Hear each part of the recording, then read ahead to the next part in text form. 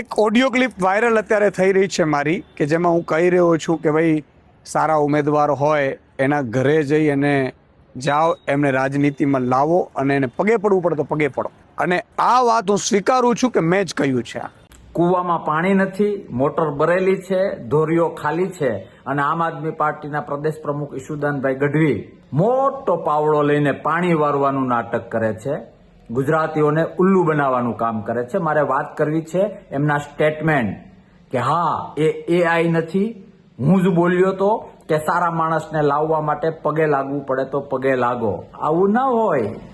સૌરાષ્ટ્રમાં એક કહેવત છે કે સંતાન સારું હોય ને તો માંગા સામેથી આવે.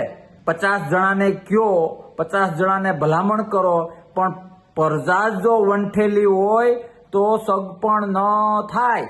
એ વાંઢું જ રહે. એટલે ઈશુદાનભાઈ સ્વીકારી લેવું જોઈએ કે ઉમેદવાર મળવામાં ફાંફા છે.